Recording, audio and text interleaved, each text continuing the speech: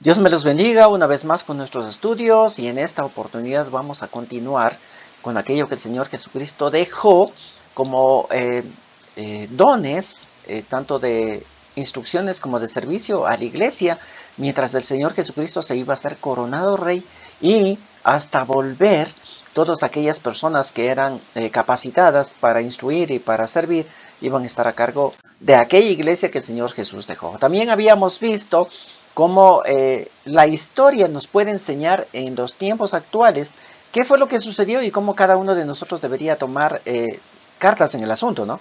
Y poder mejorar aquello que ya había sucedido. En los tiempos de Jesús habíamos visto que para instruir, habían sido capacitados para instruir los fariseos, los escribas e intérpretes de la ley, pero que ellos, como eran capacitados y ellos eran los que más sabían de la ley, habían puesto enseñanzas humanas diciendo que eran órdenes divinas para que la gente las cumpliera. Y a través de estas enseñanzas humanas imponiendo a la gente como órdenes divinas, lo único que hacían es cerrar el reino de Dios, porque estas enseñanzas humanas eran una carga para las personas. Entonces habíamos visto que el reino de Dios consiste en justicia, paz y gozo, que no era nada material, sino más bien era espiritual. Y cuando cerraban las puertas del reino de Dios a estas personas por las cargas que les ponían, era porque no había justicia en esas cargas, les quitaban el paso, les quitaban el gozo de las personas con esas cargas impuestas. Por eso el Señor Jesús les dijo que no entran ni dejan entrar a las personas al reino de Dios. Entonces vamos a continuar. ¿Por qué estas cargas, por qué estas cosas, por qué estas tradiciones ponían estas autoridades espirituales en el tiempo de Jesús? ¿Por qué lo hicieron? Ahora, miremos ejemplos y veamos cómo vinieron en el transcurso del tiempo estas tradiciones y se convirtieron en mandamientos divinos. Entonces, Mateo 7:1 dice, los judíos, y en especial los fariseos, siguen las costumbres de sus antepasados, de no comer sin antes lavarse las manos debidamente. Cuando llegan a sus casas, después de haber ido al mercado, no comen nada de lo que compran allí sin antes lavarlos bien. Cierto día se acercaron a Jesús algunos fariseos y maestros de la ley que habían venido de Jerusalén. Al ver que los discípulos de Jesús comían sin lavarse las manos, comenzaron a criticar. Y le preguntaron a Jesús, ¿por qué tus discípulos no siguen la costumbre que desde hace mucho han practicado nuestros antepasados? ¿Por qué comen sin haberse lavado las manos? Mira, para ellos era algo como pecado, ¿no? Algo que no deberían hacerlo, el asunto de lavarse las manos antes de comer. Entonces los fariseos, los líderes religiosos veían a estas personas que no hacían esto como que estuvieran pecando y deberían presentar ofrendas sobre el pecado porque están cometiendo algo así. Entonces todo el pueblo de Israel tenía que meterse en esta costumbre de lavarse las manos antes de comer o lavar bien las cosas antes cuando llegaban del mercado, como dicen aquí. ¿Por qué? Porque esto se había vuelto un mandamiento divino. Y como dice aquí en este pasaje de Marcos, esto ya lo hacían desde hace muchísimo tiempo atrás. Entonces, ¿qué es lo que pasaba? ¿O cómo llegó esta costumbre y llegó a ser un mandamiento? Para esto vamos a irnos al libro de Levítico. El libro de Levítico nos va a mostrar mucho acerca de las leyes de Dios, acerca de lo que el Señor Dios instituyó para que este pueblo que era elegido por Dios sea el que lleve a las naciones todo aquello que el Señor Dios demanda. Entonces, tenemos en el libro de Éxodo, en el monte Sinaí, como el Señor Dios entregó los mandamientos a Moisés para que les instruyera al pueblo de los mandamientos. Pero no solamente fueron los 10 mandamientos, sino más bien eran 613 preceptos a más de estos 10 mandamientos. Tenían preceptos que el Señor Dios escribió y le dijo a Moisés que todo esto era una norma para la vida de este nuevo pueblo y cómo ellos debían vivir y presentarse al mundo como algo separado para Dios. Entonces están los mandamientos y están también los preceptos.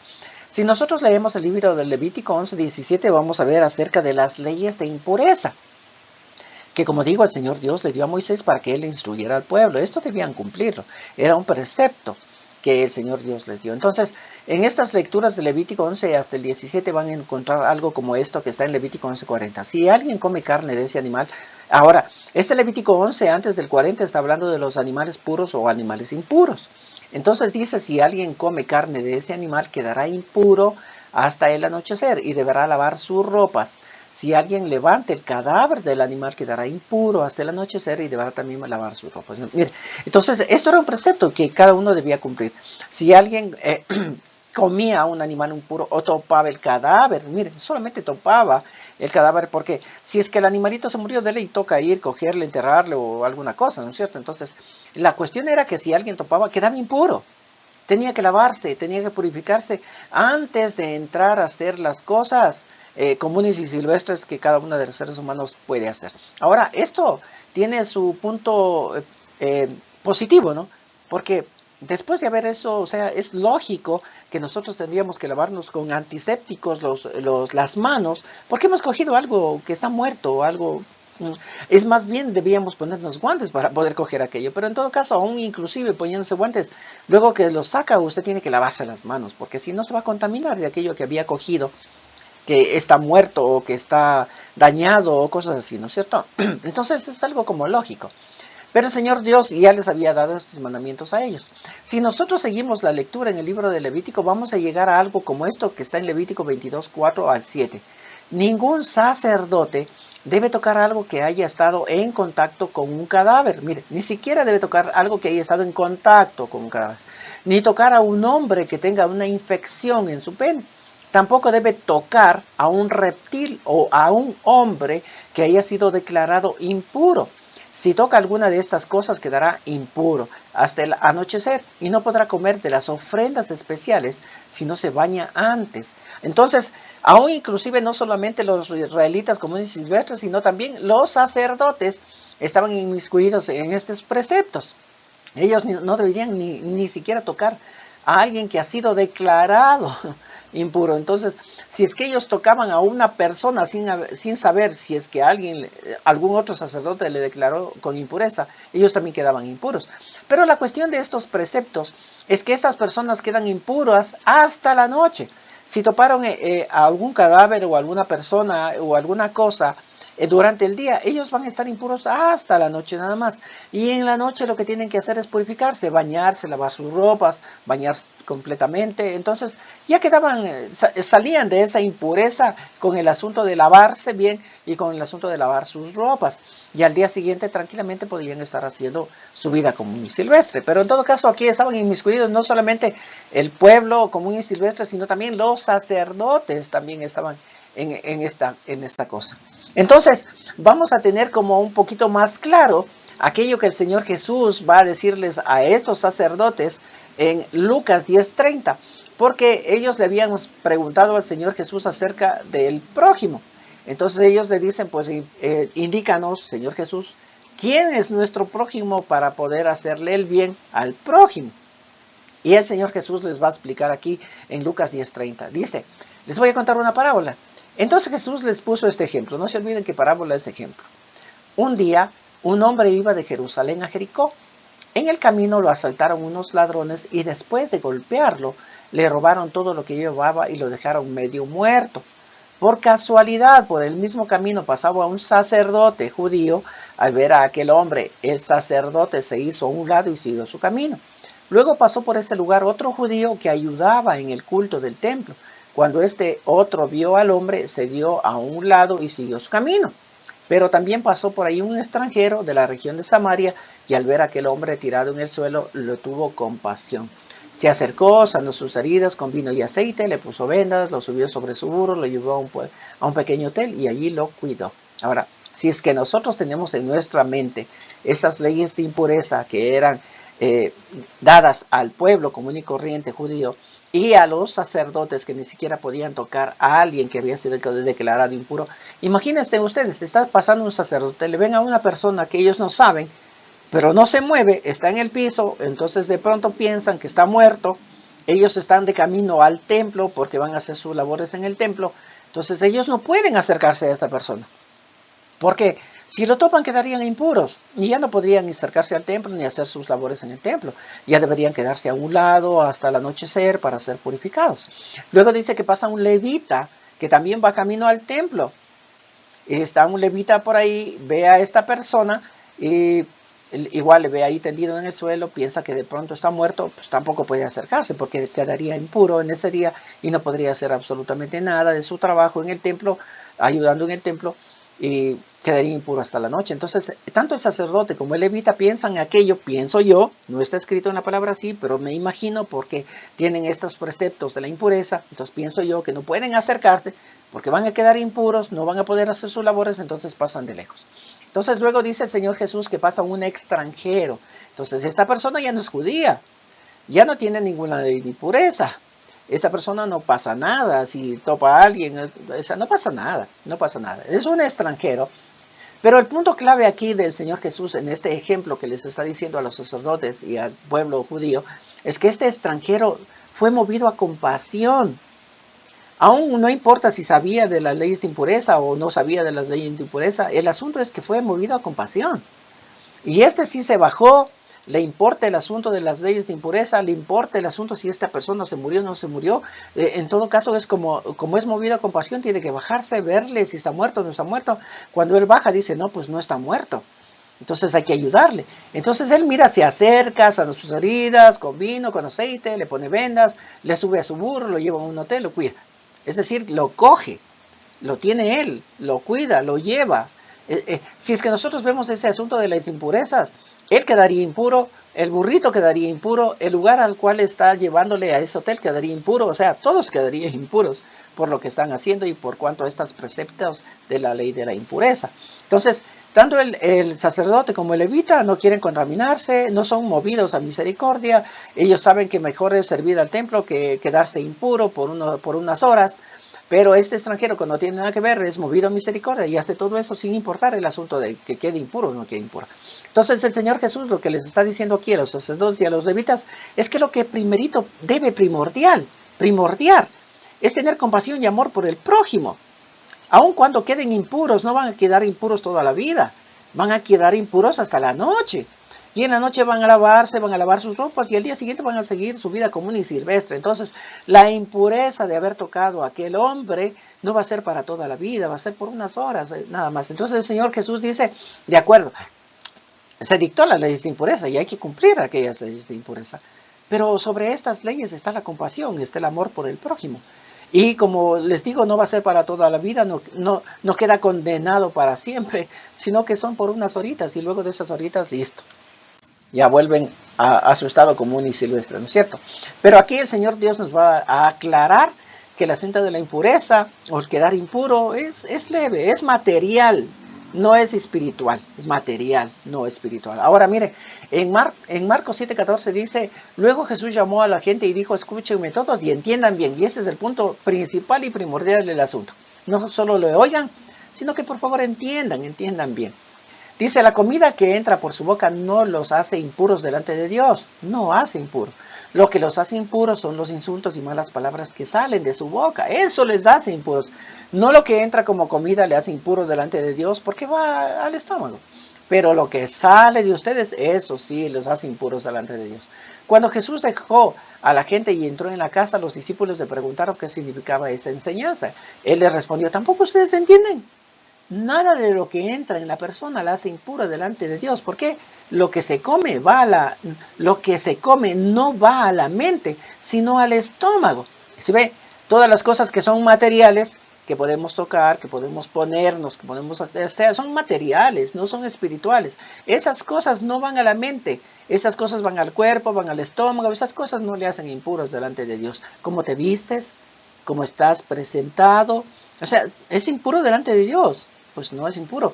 Lo que es impuro es lo que está dentro tuyo. Y tal vez por lo que está dentro tuyo te comportas y das a conocer al exterior tuyo. Pero no es el exterior lo impuro delante de Dios, sino lo interior.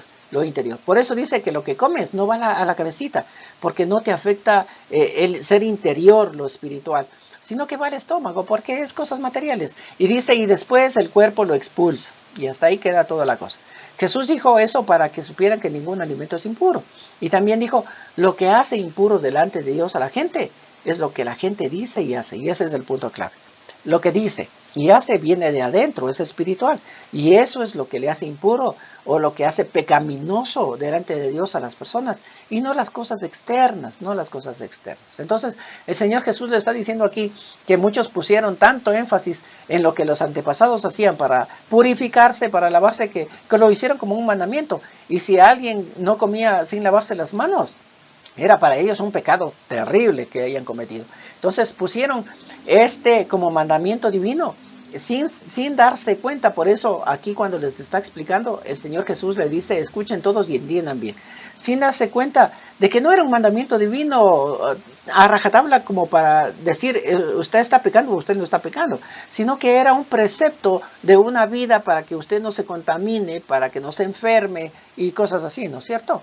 Entonces, esto es el asunto en cuanto a lavarse las manos. Y había otro gran problema también en esto de que pusieron las cosas que se realizaban o se hacían habitualmente como un mandamiento, y si alguien no cumplía era pecado delante de Dios. Y está el asunto del sábado también. Ahora miren, en Marcos 3:1 dice, Jesús volvió a entrar en la sinagoga, ahí había un hombre que tenía una mano tullida. Los fariseos estaban vigilando a Jesús para ver si sanaba a este hombre en día sábado y poder así acusarlo de trabajar en ese día de descanso. Jesús le dijo al enfermo, levántate y ponte en medio de todos. Y eso es chistoso, porque imagínense, el Señor Jesús sabe que los fariseos, los escribas están pensando aquello y saben que ellos tienen el asunto del sábado como bien primordial. Es un mandamiento, pero que no puede ser quebrantado a rajatabla. Y entonces, como el Jesús sabe eso, dice que a este hombre que tenía la mano tullida le dice, ven y ponte en medio de todos ellos. Y es como medio irónico el asunto. 4 dice, luego les preguntó a los que estaban allí, ¿qué es correcto hacer en el sábado? ¿El bien o el mal? ¿Salvar una vida o destruirla? Pero nadie le contestó. Jesús miró con enojo a los que lo rodeaban y al ver que eran muy tercos y no tenían amor, ¿sí ven? Amor, compasión, se puso muy triste. Entonces le dijo al enfermo, extiende la mano. Y el hombre extendió la mano y la mano le quedó sana. Los fariseos salieron de la sinagoga y enseguida se reunieron con los partidarios del rey Herodes y juntos comenzaron a hacer planes para matar a Jesús por haber incumplido el día sábado. Como dice el Señor Jesús mismo, por hacer el bien el día sábado le iban a matar. Por hacer el bien el día sábado lo van a matar. Pero ¿por qué tienen esto los fariseos en su corazón? Bueno, vamos a ver el día sábado entonces. ¿Por qué ellos tienen eso? ¿Y por qué esa tradición se convirtió en un mandamiento tan fuerte y tan a rajatabla? Ahora miren, en el libro del Éxodo 28 dice, recuerden que el sábado es un día especial dedicado a mí. Desde ahí empecemos. Este es un mandamiento de Dios. Entre los 10 mandamientos está el guardar el sábado. Y el guardar quiere decir dejarlo a un ladito. Quiere decir santificarlo a un ladito. Este día es apartado para algo específico. Eso quiere decir santificar.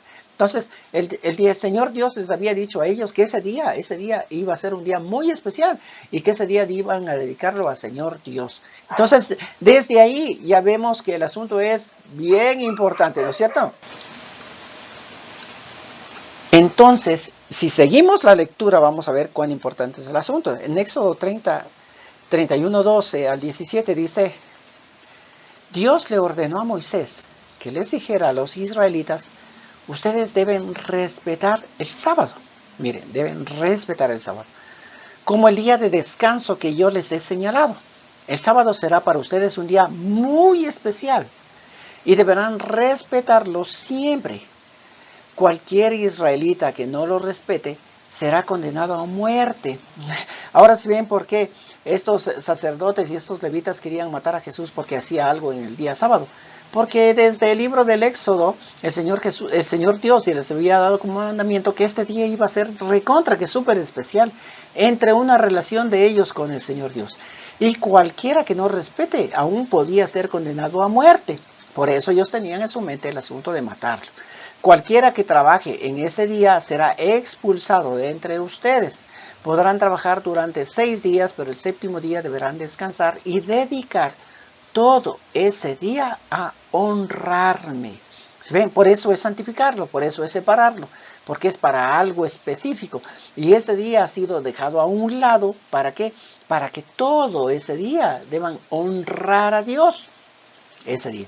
Si ustedes lo respetan, sus descendientes sabrán que entre ustedes y yo existe una relación especial. Y sabrán también que yo, el Dios de Israel, los he elegido como mi pueblo. Imagine cuán importante es el asunto de guardar el sábado para estos señores judíos. Porque aún el asunto de guardar es un testimonio a las generaciones siguientes para decirles, miren, es el Dios Todopoderoso el que nos dijo que tengamos aparte este día para honrarle en este día. Entonces las generaciones que vienen al verles a sus papás o a sus abuelos que ese día no hacen nada, que ese día van al templo, que ese día oran, que ese día pues está simplemente hacen algo muy diferente al resto de días. Entonces las generaciones que vienen les van a preguntar ¿por qué hacemos esto? ¿Por qué se hace estas cosas? Entonces ellos tienen la libertad y el privilegio de decirle en ese día, miren, porque este día es como un sello de entre nosotros con Dios, con el Todopoderoso.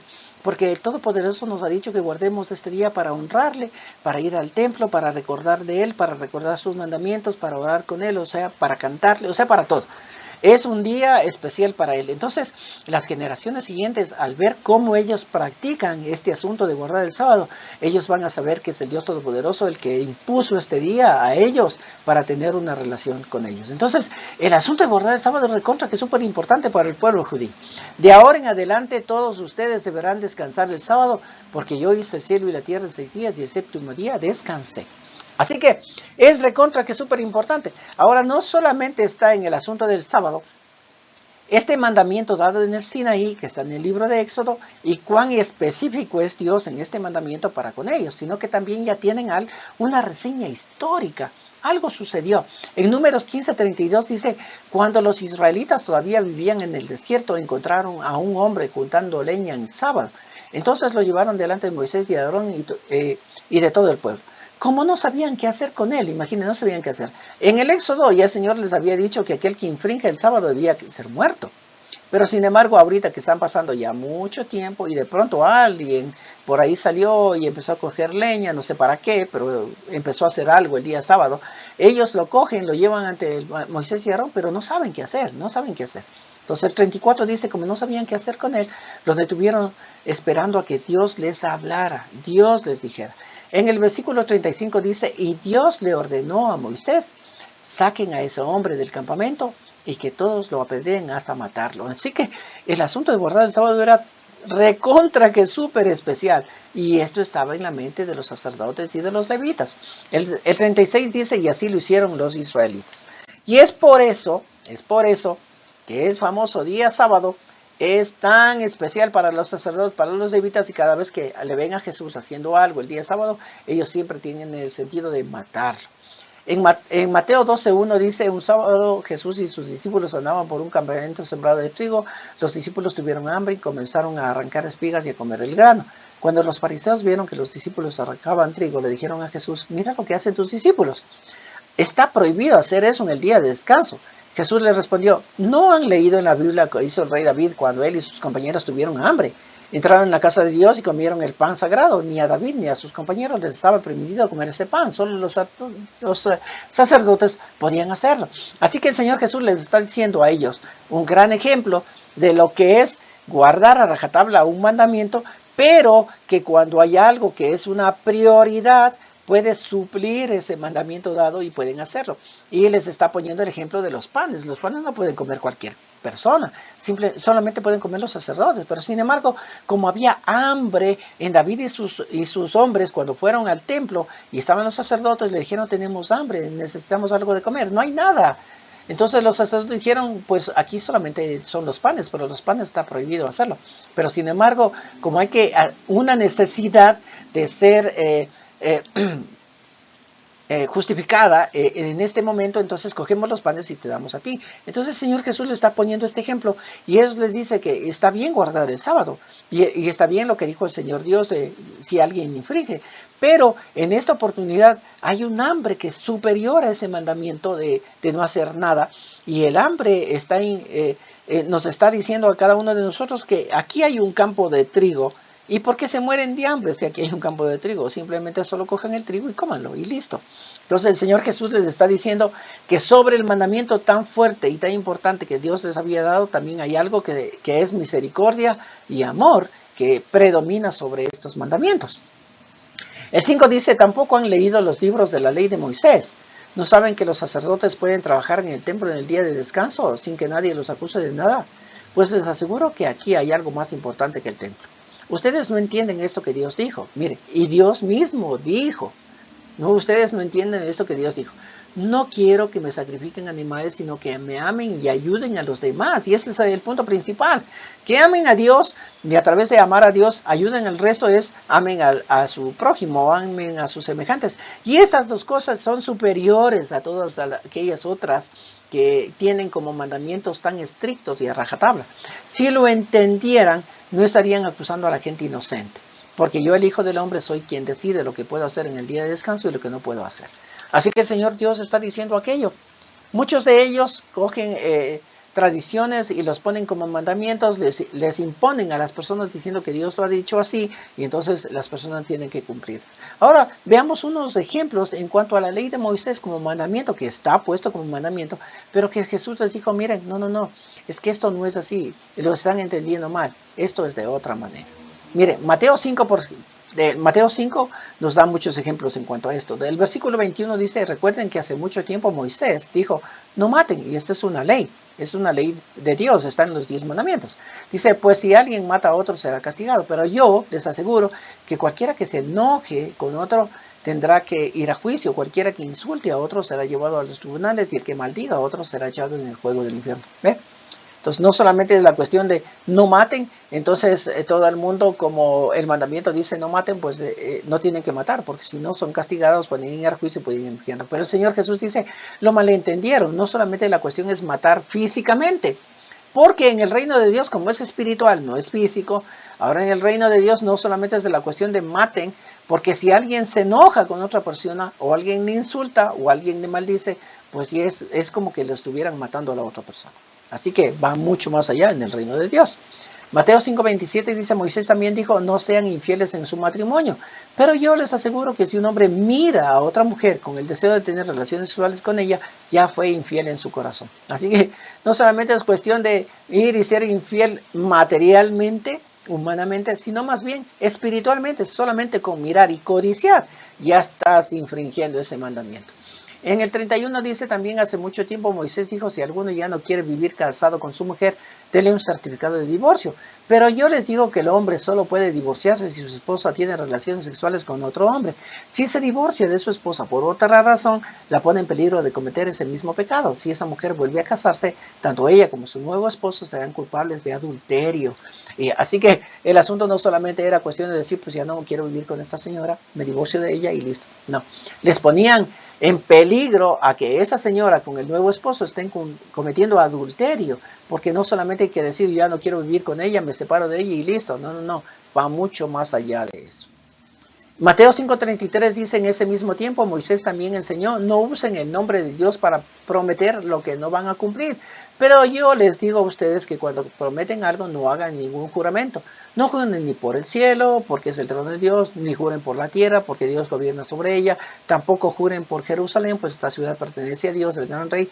Nunca juren por su vida, porque ustedes no son dueños de ella. Si van a hacer algo, digan que sí, y si no lo van a hacer, digan que no. Todo lo que digan de más viene del diablo. ¿Ve? Así simple y sencillo. ¿Ve? No usen el nombre del Señor Dios para justificarse de algo. Si ustedes quieren hacer algo, díganle sí voy a hacer. Y si no quieren hacer algo, pues digan no voy a hacer. Y punto, se acabó aquello.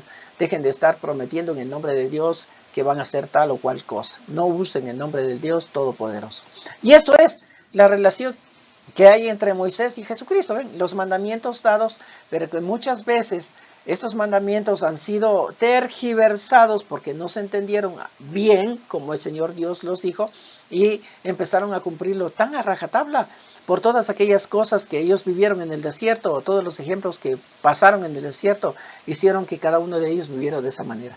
Pero como dice el Señor Jesús, sobre estas cosas, sobre estos mandamientos está el amor a Dios y el amor al prójimo, sobre todo esto. Y no se olvide, no hay mejor ejemplo, digamos, que aquellos de los sacerdotes que bien podían ayudar a este señor y solo quedaban impuros unas horas y al siguiente día volvían a ser santificados nuevamente y podían ingresar al templo. Ahora miren lo que el Señor Jesús va a decir. Mateo 5:17 dice, no crean que vine a quitar la ley ni a decir que las enseñanzas de los profetas ya no valen. Es decir, ahí están, fueron dadas por Dios y valen, sí valen, sino que tienen que hacerlo correctamente. Porque dice, al contrario, vine a darle su verdadero valor. Es decir, vine a decirles cómo se debería interpretar las leyes que el Señor Dios dio. Y a eso, los intérpretes de la ley deberían haber estado bien metidos en cuanto a eso, porque ellos son los que interpretaban y decían al pueblo cómo debían cumplir. Pero el Señor Jesús dice, miren, yo no vine a quitar la ley. La ley fue dada por Dios y ahí está y deben cumplirla. Pero lo que yo he venido a decirles cómo deberían haberlo interpretado. El 18 dice, y yo les aseguro que mientras existe el cielo y la tierra, ni siquiera un punto o una coma se quitará de la ley hasta que todo se cumpla. Así que la ley divina dada en el monte Sinaí va a estar hasta el fin de los tiempos. Y esta ley debe ser cumplida tal cual el Señor Dios. Pero como digo, la interpretación de ella es la cosa en la cual estaban errados los fariseos, escribas y los intérpretes de la ley, que el Señor Jesús vino a decirles así tienen que interpretarla. El 20 dice, yo les aseguro que si ustedes no son más obedientes que los fariseos y los maestros de la ley, nunca entrarán en el reino de Dios. Y no se olviden que el asunto del reino de Dios es justicia, paz y gozo. Es espiritual. Y si ellos no son, yo les aseguro que si ustedes no son más obedientes que los fariseos, los maestros de la ley, nunca van a entrar en esto, porque si no son obedientes a lo que el Señor Dios ha dicho, no va a haber justicia, no va a haber paz, no va a haber gozo. Ahora, para terminar esta clase y solamente para quedar ahí, para que cada uno de nosotros piense que en nuestros tiempos está sucediendo o no está sucediendo lo mismo que sucedía en los tiempos de Jesús con los fariseos. ¿Será que está sucediendo lo mismo? Solamente dejo así en la palestra, tal vez algún momento lo vamos a estudiar más profundamente, pero para que cada uno de aquellos que me están escuchando piense y vea lo que nuestras iglesias están practicando, por ejemplo, como la Santa Cena, por decir un ejemplo. ¿Quién la puede tomar? Porque en las iglesias se practica muy diferente, algunos sí pueden, otros no pueden, y así. Ahora, ¿puede llegar a morir una persona que va y toma la Santa Cena? Porque también nos han enseñado que en ese momento que van a tomar la Santa Cena, hagan un examen de conciencia, y si usted ve que en ese examen de conciencia no aprobó, pues no la tome porque se puede morir. Entonces, ¿es un mandamiento de Dios o es como lo que acabamos de ver? Que, por ejemplo, el día sábado, si alguien incumple, tiene que ser muerto, pero sin embargo el Señor Jesús viene y hace bondad y misericordia a las personas y le dicen, wow, no puedes hacer eso porque si tienes que morir porque estás trabajando en el día sábado. Ahora, otro de los puntos es el matrimonio, porque en nuestras iglesias también, los cristianos en nuestras iglesias están cometiendo tantas cosas fuera de lo que el Señor Dios dijo acerca del matrimonio. Ahora, ¿qué es el matrimonio? ¿Sabemos exactamente qué es el matrimonio? ¿O sabemos cuándo se considera realizado el matrimonio en las personas cristianas en las iglesias? ¿Cuándo se considera que uno ya está casado o no está casado? ¿O son tradiciones o son mandamientos divinos? Nada más les dejo ahí para que cada uno de nosotros reflexione, piense, y no solamente la Santa Cena del matrimonio, sino muchas otras cosas que en las iglesias se practican, pero que de pronto son solamente tradiciones de los hombres y están fuera de los mandamientos divinos. Así que en la próxima oportunidad estaremos viendo mucho más acerca de esto. Dios me los bendiga. Hasta la próxima oportunidad.